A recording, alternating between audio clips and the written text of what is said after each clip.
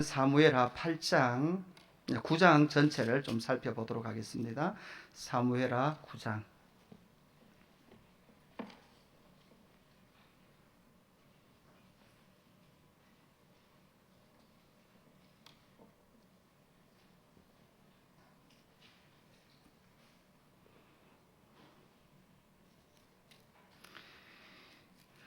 구장 전체를 우리 교독합시다. 제가 먼저 1절 보겠습니다.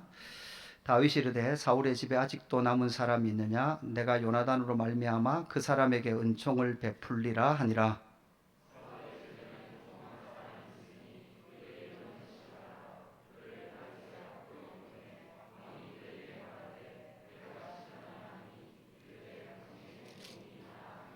왕이 이르되 사울의 집에 아직도 남은 사람이 없느냐? 내가 그 사람에게 하나님의 은총을 베풀고자 하노라 하니, 시바가 왕께 아뢰되 요나단의 아들 하나가 있는데 다리 저는 자니이다 하니라.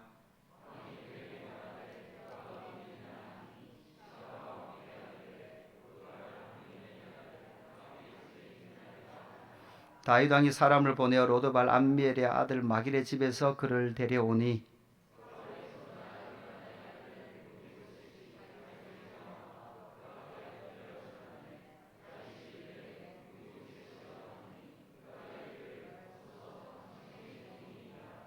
다윗이 그에게 이르되 무서워하지 말라. 내가 반드시 내 아버지 요나단으로 말미암아 내게 은총을 베풀리라. 내가 내 할아버지 사울의 모든 밭은 다 내게 도로 주겠고 또 너는 항상 내 상에서 떡을 먹을지니라 하니,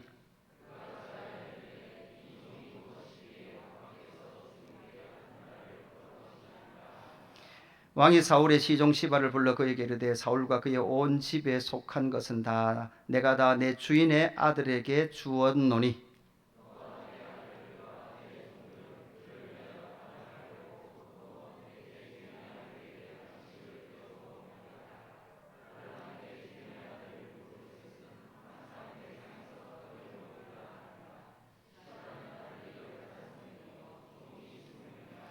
시바가 왕께 아뢰되 내 주 왕께서 모든 일에 종에게 명령하신 대로 종이 준행하겠나이다 하니라. 무비보셋은 왕자 중 하나처럼 왕의 상에서 먹으리라.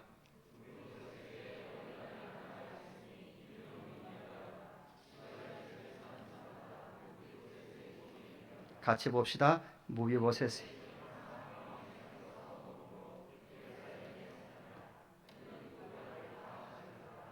아멘. 사무엘하 9장 1절에서 13절 말씀까지 중심해서 엘로임 헤세드, 오늘 제목이 조금 어렵죠? 엘로임 헤세드라는 제목으로 말씀을 나누겠습니다. 여러분 2000년도 좀 오래된 정보이긴 하지만 2000년도 기준으로 볼 때 OECD 국가 중에서 장애 발생률이 가장 낮은 나라는 어떤 나라일까요? OECD 국가 평균이 장애 발생률이 13.8%쯤 됩니다. 13.8% 되는데 그 OECD 국가 중에 장애 발생률이 가장 낮은 나라는 대한민국입니다. 6%. 김치를 많이 먹어서 장애가 없는 걸까요? 예. 미국의 장애인이 많을까요? 한국의 장애인이 많을까요? 예. 미국의 장애인이 많습니다. 왜 그럴까요? 예. 미국은 비만도 장애로 쳐줍니다. 우리의 장애 기준과 그들의 장애 기준이 좀 다르죠. 그러니까 장애라는 것은 어떻게 규정하느냐에 따라서 그렇게 달라집니다. 우리가 나이가 들면서 여러분 장애의 영역들이 여러분 또 많이 늘어갈 거예요. 그죠? 여러분 시력으로 따지면 그죠? 심한 시력이 낮으신 분들은 거의 시력 장애에 가깝죠. 안경 안 끼면 거의 시각 장애인 수준이 되는 거죠. 여러분 공산국가에는요 장애인들이 별로 없습니다. 없는 게 아니라 공산국가에는요 장애인들은 사회 발전에 별로 도움이 되지 않는다고 생각하고 파악도 하지 않고 거의 수용해 버립니다.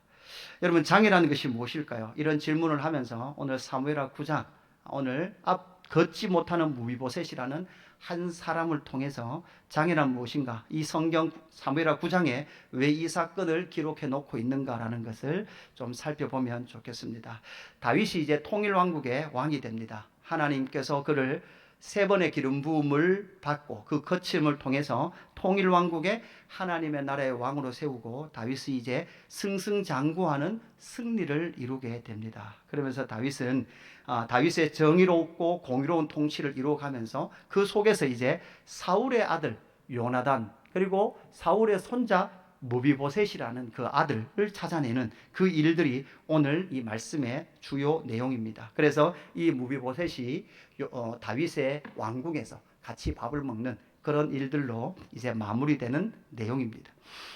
그래서 오늘 우리가 이 말씀을 보면서 시작을 사무엘하 8장 15절 말씀을 여러분 한번 열어보십시오. 다윗이 주변의 나라들로부터 승리하는 그 일들을 이루면서 사무엘하 8장 15절에 보니까 여러분 같이 읽어보실래요? 15절 같이 읽을게요. 시작. 다윗이 온 이스라엘을 다스려 다윗이 모든 백성에게 정의와 공의를 행할세. 다윗이 승승장구하면서 정의와 공의를 행합니다. 정의가 무엇입니까? 미시파트, 공의가 체다까. 그러니까 공의롭게, 의롭게 그렇게 통치를 하고 있었습니다. 그 의롭고 공의로운 거, 여러분 우리는 늘 이렇게 자녀를 키우다 보면 어려운 게 있죠. 공의로 대할 것인가, 법으로 대할 것인가, 사랑으로 대할 것인가 어렵잖아요. 근데 다윗은 정의와 공의로 행했을 뿐만 아니라 오늘 본문 3절 말씀을 한번 보세요. 3절에 보면 이런 말씀이 나와요. 9장 3절. 왕이 이르되 사울의 집에 아직도 남은 사람이 없느냐? 내가 그 사람에게 하나님의 은총을 베풀고자 하노라. 이렇게 말하죠. 이어서 하나님의 은총이라는 게 뭔가 하면 그것이 바로 엘로힘 헤세드예요. 헤세드는 은혜, 긍휼, 사랑이에요. 정의와 공의도 행하고 반대편에는 뭐도 행하고 헤세드 은혜도 행하고. 여러분 이게 진짜 조화로운 왕국이 바로 하나님의 나라, 하나님의 왕국 바로 이스라엘이 되는 것이죠. 하나님은 다윗을 통해서 이 사울의 손자였고 요나단의 아들이었던 이 무비보셋에게 엘로힘 헤세드, 하나님의 은혜를 베풀어 줍니다. 그 은혜를 베풀어 주는 이 장면들을 오늘 묵상해 갈 건데요. 여러분 이 엘로힘 헤세드로 이 다윗의 통치를 앞 걷지 못하는 이 무비보셋을 다윗의 왕궁으로 데리고 와서 그와 함께 사는 이 사건을 여러분 정치적으로 보면 자유주의 신학자들이요 다윗을 아주 정치적으로 보면서 이것을 해석해 놓은 관점들이 있는데 이런 거예요. 여러분 보세요. 다윗의 관점으로 보면 사울의 손자 무비보셋이 하나가 남아 있거든요. 사울의 씨로는 한 사람이 남아 있어요. 그러니까 직전 왕이었잖아요. 지난 정권의 씨였어요. 그래서 이 진보주의 신학자들은 뭐라고 말하는가 하면 다윗이 무비보셋을 자기의 상에서 같이 밥을 먹은 것은 누구를 가장 잘 감시할 수 있는 방법이에요. 무비보셋을 가장 잘 감시할 수 있어요. 얘가 반역을 모반하는가 안 하는 것을 볼 수 있는 거다. 그뿐만 아니라 지금 이 다윗은 백성들에게 사울의 후손이고 장애를 가진 이 무비보셋을 내가 잘 거두고 있다라는 것을 알려서 선한 이미지를 만들기 위해서 지금 이런 일을 하고 있다 라고 그렇게 말을 하더라고요.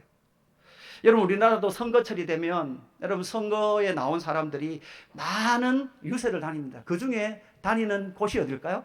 많은 사회복지 시설들입니다. 그죠? 그래서 장애인 복지관 같은데 장애인들이 많이 모였으면 그곳에 가서 막 장애인 정책을 어떻게 하겠습니다. 이런 이야기를 막 하면 막 박수치고 좋아하죠. 근데 여러분 그런 많은 사회복지 시설 중에 선거에 나온 사람들이 가지 않는 곳이 있어요. 여러분 시설 중에 어떤 시설은 안 갈까요? 아동시설은 안 갑니다. 여러분 아동시설은 왜 안 갈까요? 표가 없거든요. 거기는 애들이 투표를 하지 않기 때문에 그 시설은 안 가는 거예요.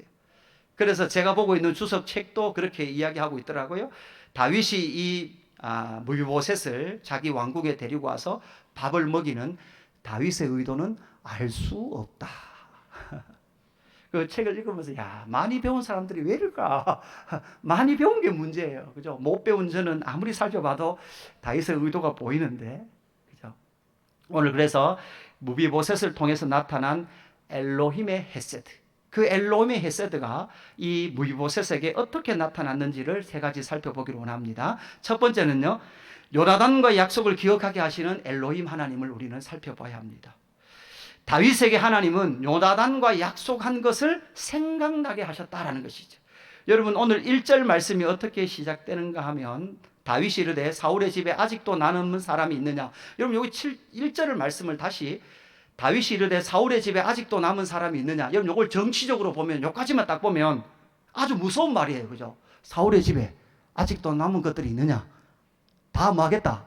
있으면 다 죽여버리겠다. 이런 뉘앙스로도 읽힌다는 거예요. 그러나 뒤에는 뭐를 다윗이 말하는가 하면 여러분 보세요. 내가 누구로 말미암아? 요나단으로 말미암아 그 사람에게 은총을 베풀리라 하니라. 7절 말씀도 한번 보세요. 7절도 보니까 다윗이 그에게 이르되 무서워하지 말라. 내가 반드시 내 아버지 요나단으로 말미암아 내게 은총을 베풀리라. 다윗이 뭐라고 말하는가 하면 내가 사울의 집안에 남은 사람이 있다면 요나단과의 약속으로 말미암아 내가 그 사람과 그 사람에게 엘로힘 헤세드 하나님의 은총을 베풀리라 이렇게 말을 합니다.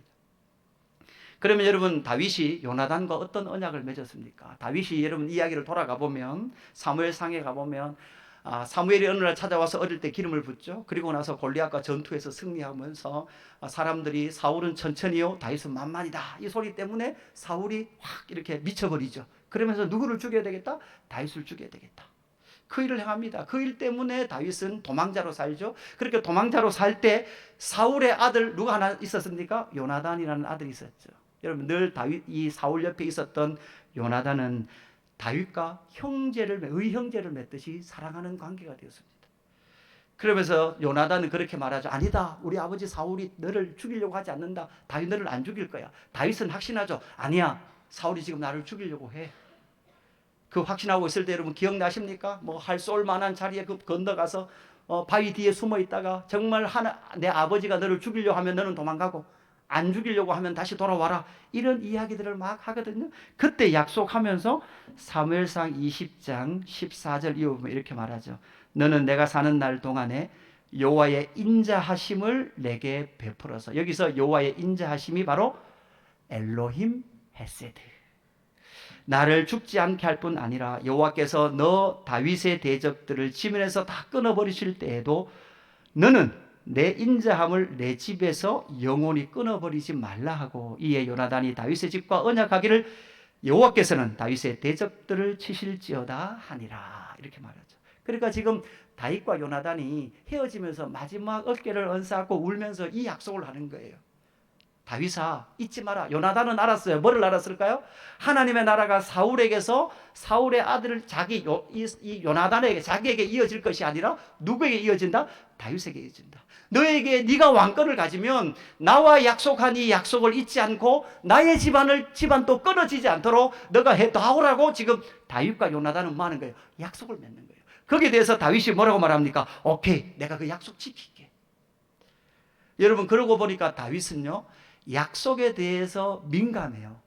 이게 하나님의 약속을 온몸으로 경험한 사람이에요. 여러분 그게 뭐로 나타납니까? 자기의 3번의 기름 부음으로 나타나요. 어느 날 아무것도 모르고 양치고 있을 때 그를 불러서 집에 갔더니 누가요? 사무엘이 기름을 부었어요. 너 왕 될 거야. 근데 왕은 그죠? 왕이 됐습니까? 아니요. 그때부터 도망자 신세가 됩니다. 10대 20대를요 거의 모든 시간을 광야의 도망자로 사는 거예요. 그죠? 학교도 못 다니고, 그죠? 가족과 같이 살지도 못하고 늘 도망자의 신세로 그 시간을 보냅니다. 그러다가 2번째 기름 부음, 남유다의 왕으로 7년 반, 그 다음 3번째 기름 부음을 통해서 통일왕국의 왕이 되죠. 그러고 보니까 하나님이 약속하신 것은 반드시 이루어져야 안 이루어져요? 이루어지더라고요. 다윗은 그것을 경험했거든요. 그것을 경험하면서 하나님께서 분명히 약속하신 것을 이루시는 그 은혜를 경험했던 다윗 역시도 누구와 약속했어요? 요나단과 약속했어요. 하나님은 다윗에게 그것을 기억나게 하셔서 다윗에게 엘로힘 헤세드 하나님의 은혜를 누구에게? 무비보셋에게 실현하고 성취하도록 다윗에게 그 약속을 기억나게 하셨더라는 것이죠.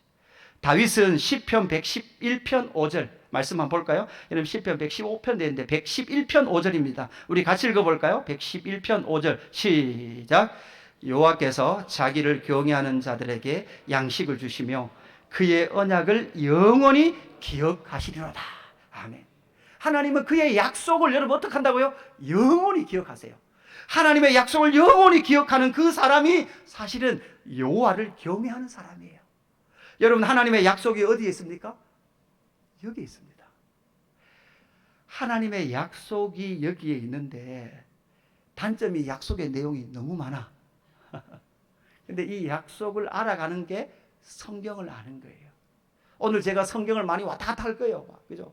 여러분 지금 이걸 들으면서 어려우면 어려우신 분들은 성경 공부를 하십시오. 그죠? 여러분 목사가 쉽게 설명할 사명이 있는 건 아니에요. 성경이 있는 그대로 저는 설교할 거예요. 모르면 여러분이 공부하셔야 되지. 왜 저보고 자꾸 쉽게 하라고 말씀하시냐고. 성경이 어려운데, 성경이 그렇게 되어 있는데. 여러분 이 영원한 언약은 결국은 여러분 누구를 향할까요? 한 분을 향해요. 한 분. 갈라디아서 3장 16절 우리 같이 읽어볼까요? 갈라디아서 3장 16절 시작. 이 약속들은 아브라함과 그 자손에게 말씀하신 것인데 여럿을 가리켜 그 자손들이라 하지 아니하고 오직 한 사람을 가리켜 내 자손이라 하셨으니 곧 그리스도라 이렇게 말하죠. 그 약속은 계속해서 한 사람을 지명하고 있어요. 누구? 하나님 아들 예수 그리스도. 그 예수 그리스도를 통하여 여러분 궁극적으로 이 예수 그리스도께서 그 약속을 실현함을 통해서 저와 여러분은 뭐를 누리는 거예요? 하나님의 헤세드, 은혜를 누리고 있는 줄로 믿습니다. 여러분 이 자리에 앉아 있는 것도 하나님의 은혜인 줄로 믿습니다. 그래서 다윗에게 하나님은 바로 하나님의 그 약속을 경험하게 하시고 또한 요나단과의 약속을 기억하게 하셔서 하나님의 헤세드를 무이보셋에게 실현해 가고 있더라라는 것이죠. 그래서 여러분 이 땅에서요 하나님의 그 은혜를 흘려보내기 위해서는 저와 여러분 가운데 하나님의 약속이 뭔지를 분명히 알아야 됩니다. 그래야 은혜의 삶을 살 수 있습니다. 두 번째, 무이보셋의 이름을 불러주시는 엘로힘 헤세드를 여러분 보셔야 됩니다. 여러분 3절 말씀에 보면 이렇게 되어 있죠. 3절에 보니까 왕이 이르시되 사울의 집에 아직도 남은 사람이 없느냐, 내가 그 사람에게 하나님의 은총을 베풀고자 하노라 하니 시바가 왕께 아뢰되, 이게 발음을 살살 해야 돼요. 시바가 왕께 아뢰되 요나단의 아들 하나가 있는데 다리 저는 자니이다 하니라 이렇게 말해요. 여러분 사울의 집안에 종이 하나 있었는데 이 사람은 시바예요. 시바에게 다윗이 묻죠. 야 혹시 요나단의 집에 남은 사람이 있느냐, 내가 엘로임 헤세드를 좀 실현하고 싶다라고 이야기하니까 이 시바가 뭐라고 말하는가 하면 한 사람이 있는데 그 사람은 누구다? 다리 저는 사람이다 이렇게 말을 합니다. 그러니까 이 시바의 눈에는 이 무비보셋은 어떤 사람이에요? 그의 특징인 다리 저는 사람이에요. 여러분 우리가 알듯이 여러분 이 무비보셋은 다리를 절었는데요, 이 다리를 절게 된 사연이 뭡니까? 사울과 요나단이 전쟁에서 죽고 나서, 맞죠? 사울과 요나단이 죽고 나서 이제 그 집이 전쟁에 졌다라는 사실을 알고 5살짜리 이 무비보셋을요 여인의 시종이 들어서 도망가다가 어떻게 해요? 떨어뜨려 버린 거예요. 떨어뜨려서 두 다리를 쓸 수 없는 상태가 되었죠. 여러분 누구의 잘못입니까? 무비보셋의 잘못입니까? 사실 여러분 무비보셋이 장애를 가진 건 자기의 잘못이 아닙니다. 여기서 여러분 잠시 좀 이야기를 하고 가면, 여러분 사실 인간 안에는요 장애를 가졌다라고 생각하면 대부분 어떤 죄 때문에 그 장애를 가졌다라고 생각합니다. 제가 근무했던 장애인 복지관에도요 사회복지사들이 많은데요, 그 장애인 복지관의 사회복지사들은요 결혼하면서 결혼 이야기만 나오면서 무서워하는 마음이 하나 있어요. 그 어떤 마음일까요? 나도 혹시 결혼해서 저 장애를 가진 아이를 이렇게 출산하지는 않을까라는 두려움이 있죠. 그래서 임신했다는 소식을 딱 듣는 순간부터 계속해서 밤마다 걱정하는 게 그게 바로 그것이죠. 근데 장애를 가진 아이가 태어나면 첫 번째 부모님들은요 그 장애 아이를 거부한대. 우리 아이는 장애가 아니야, 일반 아이야라고 생각하고 계속해서 치료받기를 거부하면서 계속 그렇게 일반 교육을 시키죠. 그러다가 어느 순간 내 아이가 장애가 맞구나라는 걸 인정하면 그 다음 뭐가 되는가 하면 원망하기 시작해요. 누구를 원망할까요? 배우자를 원망하기 시작해요. 네가 총각 때 죄를 많이 져가지고 우리 집에 이런 일이 일어났다 이렇게 원망을 하기 시작하죠. 그 모든 과정을 다 거치고 나야 이제 어떻게 해요? 장애를 가진 아이를 마음으로 받아주기 시작합니다. 근데 여러분 분명히 알아야 될 건 뭐냐, 여러분 이 장애라는 것은 어떤 특정한 죄 때문에 생긴 게 아니다라고 예수님이 말하죠. 요한복음 9장 2절에 이렇게 말합니다. 제자들이 물어이르시되 라삐여 이 사람이 맹인으로 난 것은 누구의 죄로 임하니까? 자기입니까? 그의 부모입니까? 그러니까 여러분 인간은요 어떤 장애 현상을 보면 꼭 생각하는 거예요. 네 죄 때문에 그러냐? 너의 부모 죄 때문에 그러냐? 이게 인간이 생각하는 한계란 말이에요. 한계. 그런데 예수님 뭐라고 말씀하시는가 하면, 예수께서 대답하시되 이 사람이나 그 부모의 죄로 인함이 아니라 그에게서 하나님이 하시는 일을 나타내고자 하심이라.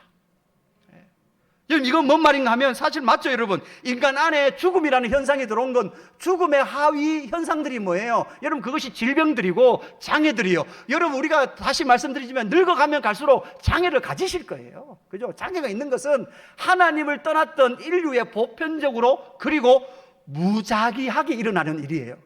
여러분, 맞죠? 여러분, 무작위하게 일어나요. 예수를 믿어도 예수를 안 믿어도 여러분 장애가 생겨요. 그건 무작위하게 일어나는 인류 보편적으로 일어나는 일이에요. 그러나 그 장애를 통해서 하나님은 하나님의 헤세드, 엘로힘 헤세드를 보일 놀라운 일들로 사용하신다라는 것을 우리에게 말씀하는 거죠. 뒤에 가서 나누겠지만 지금 바로 나누겠지만 진짜 장애가 무엇일까요? 여러분, 인간에게 진짜 장애가 무엇일까요?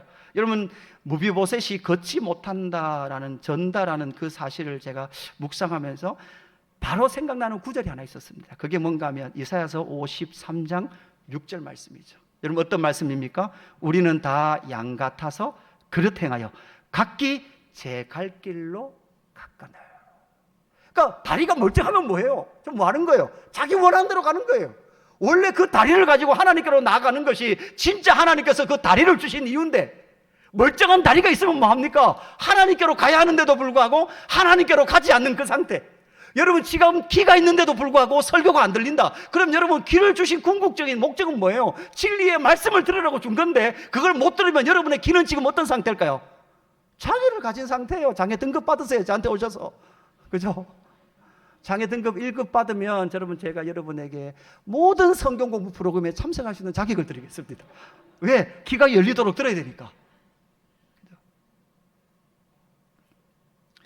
이렇게 시바는 무비보셋을 이름을 부르지 않고 뭐라 그래요?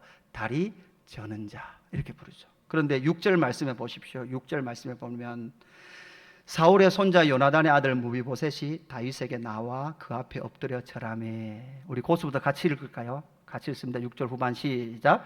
다윗이 이르되 무비보셋이여 하니 그가 이르기를 보소서 당신의 종이니이다. 아멘.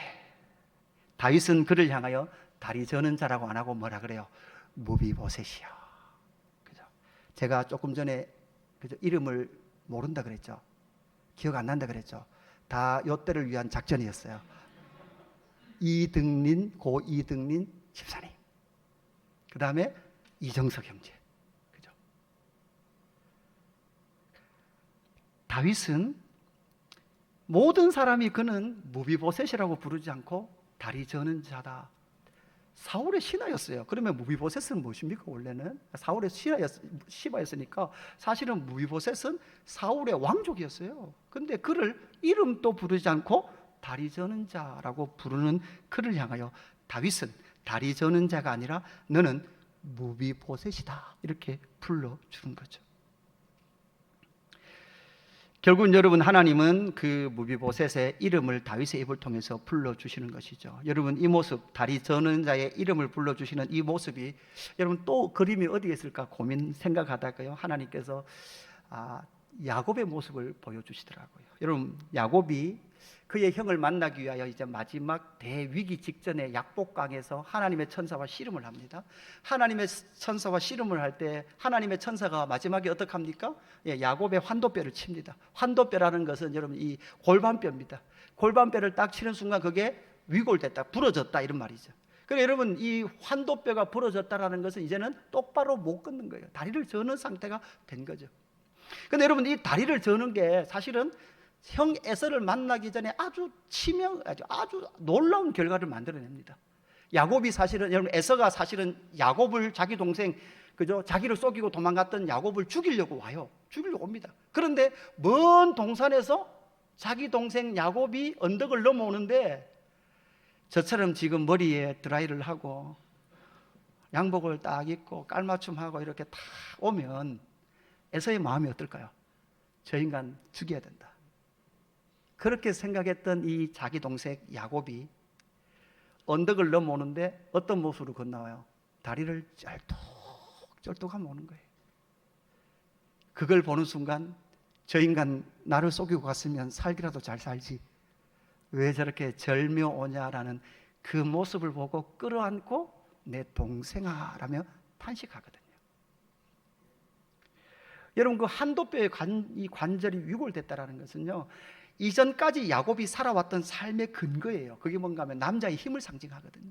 야곱은 자기의 잔꾀와 기어이 이 세상에 복을 받겠다는 수많은 거짓으로 점철된 자기 인생을 살았어요. 거짓말을 했어라도 얻어야 되고요, 자기가 원하는 것도 무조건 다 쥐어야 될 사람이 바로 야곱, 속이는 자였단 말이에요.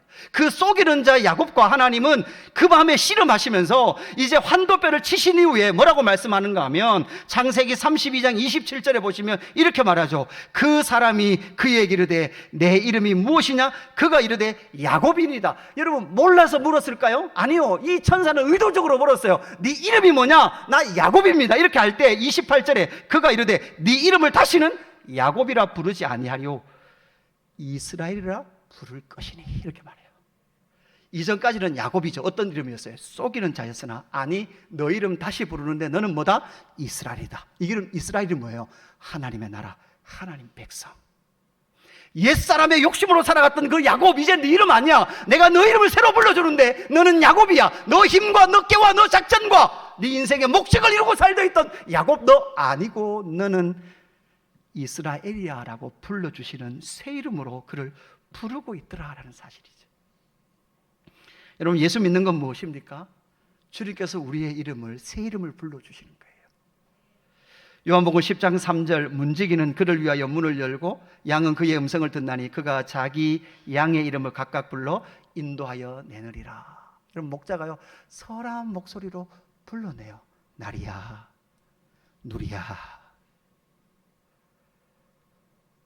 여러분, 이 말씀을 묵상하면서 생각나는 찬양이 있더라고요.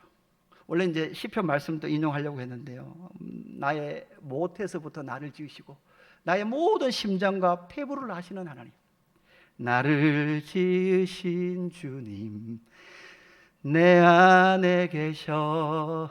처음부터 내 삶은 그의 손에 있었죠. 그 다음 뭐예요?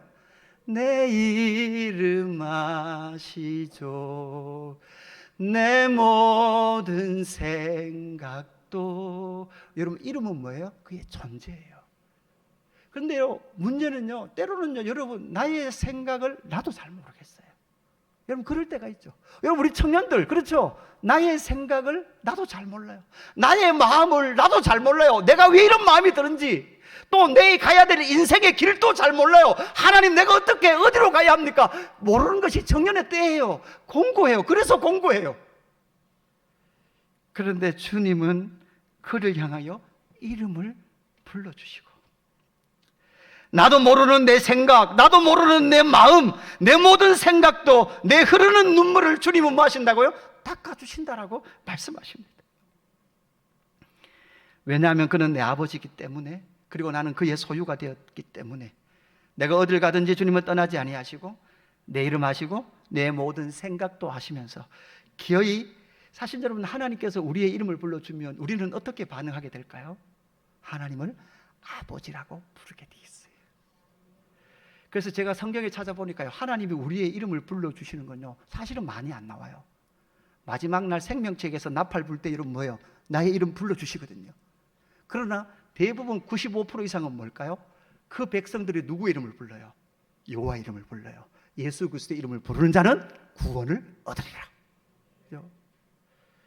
그래서 그 이름을 불림을 당한 그 사람은 하나님의 이름과 예수 그리스도의 이름을 부르며 나가게 되더라라는 사실이죠.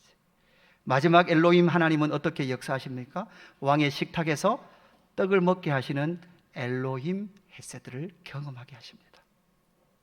4절에 보니까 왕이 그에게 말하되 그가 어디 있느냐 하니 시바가 왕께 아뢰되 로드발 암미엘의 아들 마길의 집에 있나이다 하니. 여러분, 여기서 로드발 암미엘의 집, 아들의 집 이렇게 돼 있잖아요. 5절에도 보니까 로드발 암미엘의 아들 마길의 집에서 그를 데리고 왔다 이렇게 말합니다. 여기서 로드발이라는 것이 사람 이름이 아니고, 로드발 암미엘이 이렇게 붙어 있으니까 사람 이름이 같은데 그게 아니라 로드발은 지명입니다. 지명. 암미엘은 사람 이름이고요. 이 로드발이라는 지명의 뜻이 뭔가 하면 광야에 먹을 것이 없는 무일푼, 이런 뜻이에요. 무일푼. 그러니까 이 미보셋이 어디 있었던 거예요? 사울의 이제 왕가가 끝나버렸으니까 그냥 광야에 버려진 채로 그렇게 살았던 것 같아요. 먹을 것이 없는 무일푼, 매일매일 그냥 먹을 것만 겨우 해결하는 그 삶을 살고 있었던 바로 이 무비보셋이었습니다. 그 무비보셋을 이 다윗은 자기의 왕의 상에서 먹겠다라고 그렇게 4절 11절 끝에 보세요. 11절 끝에 보니까 무비보셋은 왕자 중 하나처럼 왕의 상에서 먹으니라. 여러분, 다윗은 이때만 해도 왕자가 많았어요. 왕자가 많았는데 그 중에 같이 앉아서 밥을 먹었던 거예요. 왕이었던 거예요. 그렇게 밥을 먹었습니다. 여기서 우리는 하나 생각해야 될 부분이 있습니다. 이런 무엇입니까? 다윗이 언약궤를 가지고 오기 전에 시온성을 차지하러 가죠. 전쟁하라고 하죠. 거기에 누가 살았어요? 여부수 사람들이 살았어요. 이게 뭔 말인가 싶은 분들은 다시 묵상하세요. 그때 다윗이 쳐들어오니까 여부수 부족이 뭐라 그래요? 맹인이나 다리 저는 사람을 우리가 군대로 내보내도 다윗 너는 이길 수 있다. 그죠? 그래서 사무엘하 5장 8절에 보면, 후반절에 보면 이렇게 이야기하죠. 다윗의 마음에 미워하는 다리 저는 사람과 맹인을 치라 하였으므로 속담이 되어 이르되 맹인과 다리 저는 사람은 집에 들어오지 못하리라 하더라. 그러니까 이게 이제 다른 말로 하면 뭐 장애인들하고 걷지 못하는 사람하고 다윗은 같이 밥 안 먹는다는 말 아니에요. 이거 뭔가 하면 사실 여러분, 다윗을 왕으로 인정하지 않는 사람, 다윗을 영접하지 않는 그 사람이 꼭 누구예요? 그 사람이 곧 맹인이라는 거예요. 여러분, 장애는 누구냐? 앞에서 말씀드렸죠. 장애는 누가 장애냐? 하나님과 주 예수 그리스도를 알도록 우리를 지었는데 그 지음의 목적에서 벗어난 그 사람이 결국 뭐예요? 장애를 가진 사람이에요. 성경은 그걸 장애라 그러지 우리의 육체를 장애라고 말하지 않습니다. 그 사람 또 장애를 가진 무비보셋도 여러분 어떻게 해요? 다윗의 집에 왕국에 들어와서 함께 밥상의 자리에서, 여러분 유대인들에게 밥상은 여러분 뭡니까? 가족이에요. 식구예요. 2020년, 22년 그죠? 가족 초청 잔치의 타이틀을 정말 잘 정했어요. 제목이 뭐예요? 식구예요. 식구. 같이 밥 먹는 사람.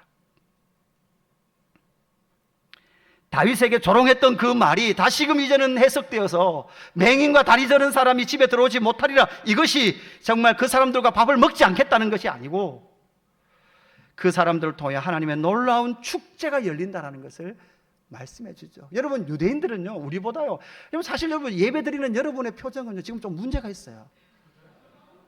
유대인들은요 지금 이제 초막절 절기 이럴 때 되잖아요. 이러면요 찬양을 하는데 이래 찬양 안 해요. 그냥 막 어깨 동무를 하고 막 돌아요. 돌고 막 뛰고 난리도 아니에요. 그죠? 우리는 유교에 물들어 있어서 경건하게 예배해야 돼, 이렇게 인상을 쓰고 있는 거예요. 웃으시기를 바랍니다. 여러분, 우리가 잘 알듯이 사무엘하 6장에 보면 다윗이 이제 언약궤를 가지고 들어오잖아요. 언약궤 다 가지고 들어오면서 막 노래하고, 여러분 뛰는데 얼마나 많이 뛰어요. 막 이렇게 왕이 막 이렇게 품격 있는 춤을 안 치고 여인들이 추는 막 그죠 테크노 댄스 치고 막 이러는 거예요. 그죠? 바지가 내려오는지도 모르고 춤추는 거예요. 그러니까 그만큼 춤추는 거예요. 그만큼 춤추고 나서 마지막 언약궤를 안치한 다음에 백성들에게 뭐를 나눠줍니까? 떡 한 개, 고기 한 조각, 건포도 떡 한 덩어리. 그러니까 온 백성들에게 풍성한 것을 나눠주고 같은 것을 먹어요. 같은 것을 먹는 사람이 뭐예요? 그게 식구예요. 그게 식구. 네. 여러분, 그죠? 제가 왜 위장병이 자꾸 생기는가? 저는요 막 매운 거를 먹어야 뭐를 먹은 것 같거든요. 그 저희 어머니도 시골 가서 밥을 해드리면 뭘 된장을 끓여도 우리 입에 맞추면 야야 아무 맛도 안 난다 그래요. 소금을 그저 간장을 한 스푼, 소금을 한 2스푼 넣어줘야 아 맛있다 이러시거든요. 그러니까 짜고 매운 걸 먹으면 같은 걸 먹으니까 같은 병에 걸리는 거예요. 그 여러분 여기 보면 그 같은 걸 먹는 게 한 식구거든요. 떡 한 개, 고기 한 조각, 건포도 한 덩어리. 제가 이걸 묵상하면서 들은 생각이 있어요. 빠진 게 하나 있죠.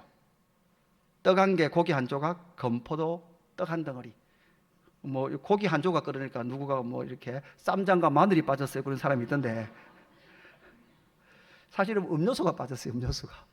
그 제가 신원식 선교사님, 이스라엘 선교사님하고 점심 교제를 있어서 식사하면서 오면서 물었어요. 선교사님, 제가 이걸 묵상하면서 이 다윗이 음료수를 안 줬는데 이거 왜 음료수를 안 줬을까요? 그러니까 그 선교사님 그러시더라고요. 그때는 플라스틱 병이 없어가지고 못 담아줬다 그러더라고요. 그때는 각자 가족 부대에다가 그죠 그렇게 마실 걸 안 갖고 다녔겠습니까? 결국은 함께 먹는 그들이 그 식탁의 교제를 나누면서 하나님의 그 구원의 잔치의 식탁의 교제를 나누는 놀라운 역사로 나타났더라라는 사실이죠. 여러분, 무비보셋은 먹을 수 없는 인생이었습니다. 그러나 엘로임 헤세드가 임하니까 여러분 뭐예요? 천국 잔치에서 함께, 왕의 궁에서 함께 먹는 것이죠. 여러분, 예수 그림교회 한 식구 됐다는 것이 무엇입니까? 여러분, 우리는 함께 한 영혼의 양식을 먹습니다. 하나님 나라 백성 됐다는 것은요, 여러분, 이 모든 진리의 말씀을 먹는, 같은 양식을 먹는 거예요. 특별히 예수 그림교회 성도가 됐다는 말이 뭐예요? 여러분, 왜 이렇게 설교를 제가 할까요? 여러분, 성경 공부하면 되지 왜 설교를 할까요? 설교는 선포고 온 교회 성도들이 함께 먹는 영적 양식이에요. 그죠? 나는 예수 그림교회는 다니지만 설교는 안 들을래, 내 혼자 성경 공부할래, 이건 온전한 예수 그림교회 성도가 아닙니다. 여러분 그러시잖아요. 그런데 그죠? 교회 오면서 누구 설교 듣고? 아침에 이창수 목사님 설교 듣고 11시에 본교회 목사님 설교 듣고 집에 가면서는 유기성 목사님 설교 듣고 지난번에 했잖아요. 그죠?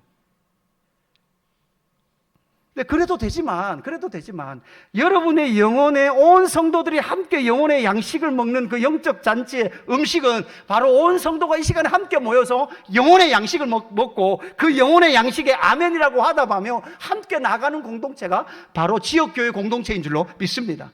그래서 우리는 함께 먹고 함께 춤추고 함께 기뻐하는 하나님의 헤세드, 엘로임 헤세드를 경험하며 그 속에 사는 사람들인 줄로 믿습니다.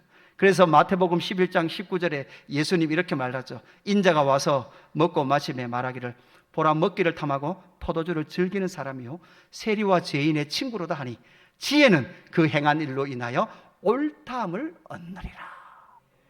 예수님은요, 먹기를 탐하고 포도주를 즐기시는 분이셨어요. 문제는 누구와 먹어요? 세리와 죄인들과 먹어요. 허물과 죄로 죽었던 우리, 자기 갈 길을 갔던, 하나님의 말씀에 벗어났던 그들과 함께 그 영광의 잔치에 초대하시고 그들을, 예수님의 밥상이라는 것은 여러분 어떤 밥상이에요? 왕의 밥상이에요.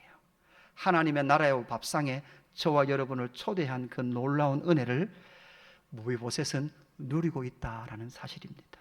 오늘 엘로임 헤세드 말씀을 정리하기를 원합니다. 무비보셋에게 임한 엘로임 헤세드. 여러분, 사실 이 모든 영광을 누가 경험했을까요? 다윗 자기가 먼저 경험했습니다. 하나님의 언약도 경험했고요, 무비보셋의 이름을 불러주는, 다윗의 자기의 이름을 불러주시고 그를 왕 삼으신 하나님의 그 은총도 경험했을 뿐만 아니라 하나님께서 먹이시고 입히시는, 광야에서도 먹이시고 입히시는 놀라운 은혜를 경험했습니다. 그리고 결정적으로 다윗은 자기의 존재가 이 세상에 온 것은, 올 수 있었던 것은 하나님의 은혜였다라는 것을 절실히 알 수밖에 없는 존재였어요. 왜 그런가 하면 결론으로 룻기 4장 18절 이후의 말씀을 잠깐 보면 이렇게 나오죠. 베레스의 계보는 이러하니라. 베레스는 헤스론을 낳고 헤스론은 람을 낳고 람은 암미나답을 낳고 암미나답은 나손을 낳고 나손은 살몬을 낳고 살몬은 보아스를 낳고 보아스는 오벳을 낳고 오벳은 이새를 낳고 이새는 누구를 낳았다고요? 다윗을 낳았더라. 살몬은 보아스를 낳고, 룻기의 등장인물이 보아스잖아요. 레위인조차도 하나님의 말씀인 율법의 헤세드를 따라 살지 않은 그때에 보아스라는 이 한 사람이 기업 무르는 거, 계대 결혼이라는 이 하나님의 말씀의 정신인 은혜, 헤세드를 실현함을 통해서 이방 여인 룻이 언약 백성 족보 안으로 들어오고 끊어졌던 그 대의 씨가 이어져서 하나님은 기어이 누구를 준비하셔요? 다윗이라는 사람을 준비하셨다고요. 하나님의 헤세드가 아니었으면 다윗은 이 세상에 올 수 없는 끊어진 사람이었단 말이에요. 다윗은 이 헤세드를 경험한, 은혜 아니고는 살 수 없습니다를 경험하며 고백했던 그 삶을 통하여 또 다른 은혜가 무비보셋에게 흘러가게 하는 놀라운 삶을 살아갔다라는 사실이죠. 여러분 보십시오. 지금도 보십시오. 지금도 놀라운 은혜의 삶을 사는 것은 무엇을 통해서 이루어집니까? 여러분 그 찬송 아십니까? 멀리 멀리 갔더니 처량하고 고나여. 여러분 이 찬양 이 찬송가죠. 여러분 이 찬송가가 누구 지은지 아십니까? 여러분 베어드라는 부산에 선교 온 그 선교사님이요 대구로 옵니다. 대구에 오는데요, 이 베어드 안에 선교사님이요 정말 힘들었어요. 왜냐하면 남편이요 365일 중에 300일을 선교 나가고 아침에 안 옵니다. 외국인이라는 자기밖에 없어요. 자기 혼자 살아요. 그죠? 외국인이니까 막 방문도, 이게 대구 사람들이 유난히 심했대요. 그러니까 막 방문 다 들어서 보고 많은가 싶어서. 그죠? 근데 그의 딸이 뇌수막염으로 죽습니다. 남편은 안 오죠? 딸은 죽습니다. 자기 혼자 긴 밤을 보내면서 그 뒤에 후렴 구절이 어떻게 됩니까? 예수 예수 내 주여 나를 떠나지 마시고, 예수 예수 내 주여 내게 오시옵소서. 딸은 떠났습니다. 딸은 데리고 가셨습니다. 그리고 그의 남편은 지금 선교 현장에 나가 있습니다. 여러분 그렇게 그 삶을 어떻게 살아냈을까? 바로 하나님으로부터 헤세드, 은혜의 복음을 받은 그 삶을 통하여 또 다른 사람들에게 헤세드가 흘러가는 놀라운 역사를 살아갔다라는 사실이죠. 여러분이 왜 여기 앉아 있습니까? 오늘 왜 이 말씀을 듣습니까? 여러분은 그냥 살 사람들이 아니라 이 세상에 하나님의 헤세드, 엘로힘 헤세드를 흘러보내야 될 사람들인 줄로 믿습니다. 여러분 그러기 위해서는 우리 삶 가운데 뭐가 있다는 거예요? 하나님의 신실하신 약속이 있다는 거예요. 여러분 하나님 우리를 구원하셨고 영원한 그 나라로 이미 우리를 인도하신 보증을 해주셨다는 사실. 그래서 때로는 이 세상에서요 집이 없기도 하고 가난이 찾아오기도 하고 그럴 일이 있을지라도 그 삶에 눌리지 아니하고 하나님의 은혜 헤세드를 흘러보내는 통로로 저와 여러분을 부르셨다는 사실, 여러분 이 사실을 믿음으로 받는 저와 여러분 되기를 주님의 이름으로 축복합니다. 그래서 오늘 충만이라는 찬양 있죠. 충만. 무명이어도 공허하지 않을 것은 예수 안에 난 만족함이라. 가난하여도 부족하지 않는 것은 예수 안에 오직 나는 부요함이라. 여러분 예수로 말미암아 우리는 하나님의 약속 안에 있는 자들인 줄로 믿습니다.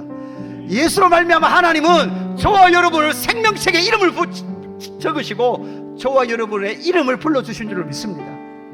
여러분 예수로 말미암아 저와 여러분을 영원하신 하나님의 그 생명, 또한 왕의 잔치에 저와 여러분을 초대하시고 하나님께서 저와 여러분을 하나님의 식구, 예수의 식구로 불러주시는 줄로 믿습니다. 우리 이 찬양 하나님 앞에 올려드리며 나아가겠습니다.